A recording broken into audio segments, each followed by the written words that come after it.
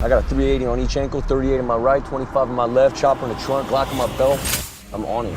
Hey everyone, welcome back to the channel. Last week, we got the release of The Tax Collector, starring Bobby Soto and Shia LaBeouf, and directed by David Ayer. Now, I've been a fan of Ayer since his 2012 film End of Watch, and I think he's one of the best directors in the crime drama niche. And making movies feel grounded with just a hint of hyperrealism is kind of his specialty now. Having partially grown up in South Central LA, Ayer often uses the crime subculture of that area in many of his films, and I think his first-hand experience helps make this film feel as honest and lived in as possible.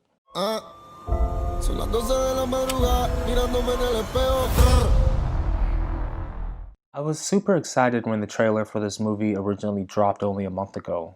It did a really good job of hyping the movie up, but didn't give away all of its secrets. And this was a really solid movie, a crime drama with plenty of intrigue and of course some action to go along. If you haven't seen the film yet, consider this your giant spoiler warning. In case you don't know, this movie is about a devoted family man doubling as a tax collector for an LA crime lord. But everything goes sideways when a new player comes to town with plans to shake things up. That's like the female you. I ain't gonna lie, my boy, I'm intrigued as fuck. Shia LaBeouf is great as the somewhat psychopathic creeper, the main character's enforcer/sidekick. Shia's been known to really dive head deep into the roles he's given, whether it's giving himself a tattoo or scarring up his own face. And he committed to his character once again, and despite all of his off-screen antics and accompanying controversies, he's undeniably a really good actor, and I'm actually always delighted to see him on screen. His character Creeper is equally intriguing and dangerous, while trying a little too hard to fit into the environment that he's clearly a foreigner in. And Shia plays the nuances of the character pretty well, switching between the hardened gangster and someone who wants more out of life, operating on a different set of principles than you might expect of him. But the real star of the film was Bobby Soto. He plays the gangster who's found balance between the life and his life. Yes, he's a criminal and does sometimes have to do bad things, but unlike his partner Creeper, he doesn't revel in them. You don't want that. I don't want that. I do. I want that. To him, it's a necessary evil that he just has to deal with, and he somehow managed not to get caught up in anything outside of his business. He works it like it's just another 9 to 5 and keeps out of trouble as much as possible. As another character puts it, "You're a candle in the darkness." but Ayer doesn't really make light films with happy undertones. That's just not his style. And I knew going into this that this movie would turn dark at some point. Ayers never shied away from blood and gore, and this movie's no different. It took about half the movie, but once it turned hard. But by taking his time before any real violence is showcased, the audience has plenty of time to spend getting to know the characters, allowing us to forgive and even justify their violent acts.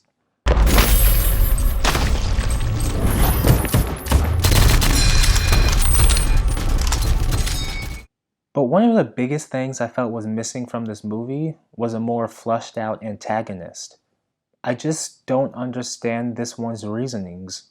Some things were mentioned about a past with David's family, but it was never made clear. And then there's the aspect of the demonic ritual thing that was just thrown into the mix as well. I just don't understand it.